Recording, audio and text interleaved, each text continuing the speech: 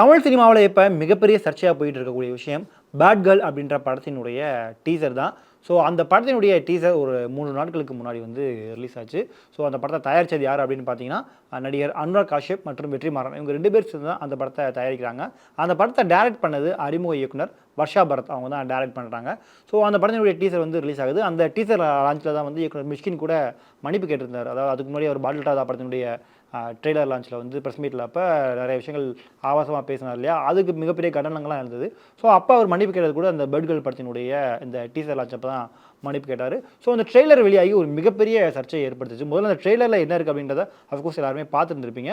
அதாவது ஒரு பெண் ஒரு பிராமின் குடும்பத்தை சேர்ந்த ஒரு பெண் வந்து தன்னுடைய ஆசைகள், அதாவது பள்ளி பருவத்திலிருந்து தன்னுடைய அடுத்த காலகட்டம் போக வரைக்கும் அவங்களுக்கு என்னென்ன ஆசைகள் இருக்குது, அவங்களுக்கு பிடிச்ச மாதிரி வாழணும்னு நினைக்கிறாங்க.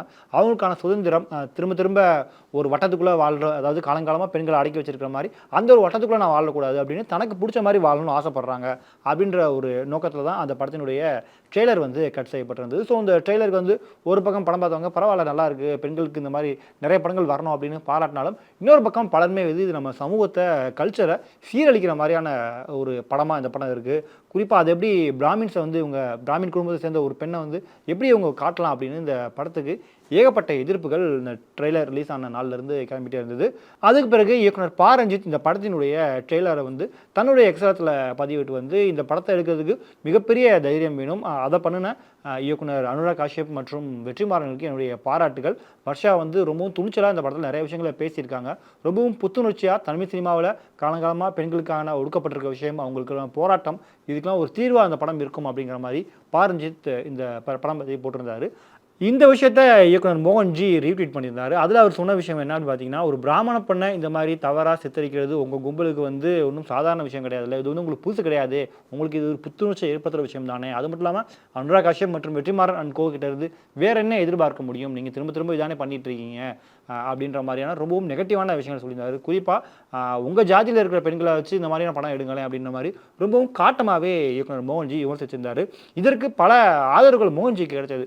மோகன்ஜி சரியாக தான் சொல்கிறாரு, ஏன் இவங்க ஒரு சமூகத்தை மட்டும் பண்ணுறாங்க, இதே மாதிரி ஒரு இஸ்லாமிய பெண்ணை இவங்க தவறாக சித்தரிச்சிட்டாங்க அப்படின்னா இன்னும் சும்மா விட்டுருந்துருப்பாங்க, எல்லாருமே கோச்சிருந்துருப்பாங்களா, அதனால் பிராமண பெண்களுக்கு மட்டும் ஒரு நீதி, மற்றவங்களுக்கு ஒரு நீதி அப்படின்ற மாதிரி ஏகப்பட்ட கருத்துக்கள் மோகன்ஜிக்கு ஆதரவாக வருது. இன்னொரு பக்கம் அவரை எதிர்த்துமே நிறைய பேர் போகிறாங்க. குறிப்பாக இயக்குனர் பா ரஞ்சித்தினுடைய உதவி இயக்குனர் குண்டலா பாலகுருநாதம் அப்படிங்கிறவர், அவர் மோகன்ஜி போட்ட விஷயத்தை ரீட்வீட் பண்ணுறாரு. அதாவது உங்களுக்கு சினிமாவுன்னே என்னன்னே தெரியாது, நீங்கள் எப்படி நீங்கள் சினிமா பற்றி பேசலாம், உங்கள் படங்கள் எப்படி இருக்குது அப்படின்ற மாதிரி அதுக்கு அவர் கவனம் தெரிவித்தார். இதுக்கு ஒரு பக்கம் ஆதரவாகவும் கருத்துக்கள் வந்தது, ஒரு பக்கம் நெகட்டிவாகவுமே இது வருது. குறிப்பாக இந்த பேட் கேர்ள் திரைப்படத்தினுடைய நீங்கள் ட்ரெய்லரை நீங்கள் எடுத்து பார்த்தீங்க அப்படின்னா தெரியும், அது கீழே வரக்கூடிய கமெண்ட்ஸ் எல்லாருமே ரொம்பவும் அருவருக்கத்தக்க, ரொம்பவும் ஆபாசமான கமெண்ட்ஸாக நம்ம பார்க்க முடியுது. குறிப்பாக இயக்குனர் வெற்றிமாறன், பா ரஞ்சித், நடிகர் விஜய் சேதுபதி இவங்களுடைய ஃபேமிலியெல்லாம் வச்சு அது ரொம்பவும் ஆபாசமான கருத்துக்களை போடுறதை நம்ம கவனிக்க முடிஞ்சது. குறிப்பாக விஜய் சேதுபதியுமே இதை ரீட்வீட் பண்ணியிருந்தார். அப்போ அவரை பற்றி, அவருடைய குடும்பத்தை பற்றி இணையத்தில் இருக்கக்கூடிய பலருமே வந்து தப்பாக அதில் கமெண்ட் போட ஆரம்பித்தாங்க. இதனால் விஜய் சேதுபதி அதில் கமெண்ட் ஆப்ஷனே கொஞ்சம் ஆஃப் பண்ணி வச்சார். அந்த அளவுக்கு ஆபாசமான வார்த்தைகளை, அதாவது பர்சனல் அட்டாக் பண்ணுற மாதிரியான விஷயங்களை வந்து தொடர்ந்து சமூக வலைதளங்களில் பரப்பிக்கிட்டே இருந்தாங்க. இப்போ கூட அந்த படத்தினுடைய டீசர் கீழே நீங்கள் கமெண்ட்ஸ் போய் நீங்கள் இப்போ வாசிச்சிங்கன்னா அதில் சினிமாவில் ஆரம்பித்து பெரியார், திமுக ஆட்சியில் இருக்காங்க அப்படின்ட்டு எல்லாரை பற்றியுமே ஆபாசமான கருத்துக்களை இணையத்தில் இருக்கக்கூடியவங்க பரப்பிட்டு இருக்காங்க. இது ஒரு மிகப்பெரிய விஷயமா பார்க்கப்படுது. ஏன்னா ஒரு படத்தினுடைய ட்ரெய்லருக்கு எதிர்ப்பு இருந்துச்சுன்னா நல்லா இருக்கு, நல்லா இல்லைன்னு சொல்லலாம். நீங்கள் அந்த படத்தை உங்களுக்கு பிடிக்கல அப்படின்னா புறக்கணிக்கலாம். ஒரு படம் பிடிச்சிருக்கு, பிடிக்கல அப்படின்னா நீங்கள் கண்டிப்பாக உங்களுடைய கருத்தை சொல்லலாம். பட் இருந்தாலும் ஒரு ட்ரெய்லர் மட்டும் தான் வந்திருக்கு, இன்னும் முழு படம் என்ன அப்படின்றதே தெரியாது, கதை என்னன்னே தெரியாது.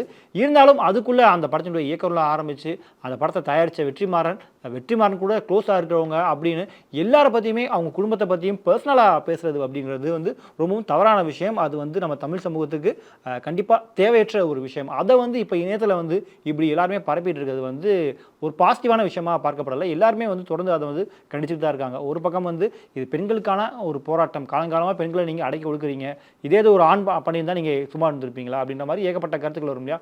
அதாவது காலங்காலமாக நம்ம ஊரில் வந்து மேல் டாமினேஷன் தான் அதிகமாக இருக்குது, பெண்கள் காலங்காலமாக கிச்சனில் தான் இருக்காங்க அப்படிங்கிறது அஃப்கோர்ஸ் எல்லாருக்குமே தெரியும். இப்போ தான் படிப்படியாக அவங்க கொஞ்சம் முன்னேறி வந்துட்டு இருக்காங்க, அவங்களுக்கான நல்ல நல்ல படங்கள்லாம் வந்துட்டு இருக்கு. அதாவது அவங்க வாழ்க்கையை நோக்கி அவங்க போகட்டும் அப்படின்ற மாதிரி நிறைய படங்கள் வந்துட்டு இருக்கு. இப்போ வந்து இவங்க வந்து ரொம்பவும் ஆபாசமாக இப்போ இந்த படத்தை கொண்டுட்டு வந்திருக்காங்க, அதுவும் நம்ம கலாச்சாரத்தை சீரழிக்கிற மாதிரியான படங்கள் இருக்குது அப்படின்ட்டு ஒவ்வொருத்தரும் தங்களுடைய கருத்துக்களை பதிவிட்டு இருக்காங்க. ஸோ இந்த ஒரு விஷயம் வந்து இப்போ அடுத்த கட்டத்தை நோக்கி ஒரு மிகப்பெரிய சர்ச்சையாக பார்க்கப்படுது. ஸோ இந்த பேட் கேர்ள் திரைப்படத்தினுடைய ட்ரெய்லரை நீங்கள் பார்த்துருந்தீங்க அப்படின்னா இது எப்படி இருக்குது அப்படின்ற உங்களுடைய கருத்துக்களை மறக்காமல் கீழே கமெண்ட் பண்ணுங்கள்.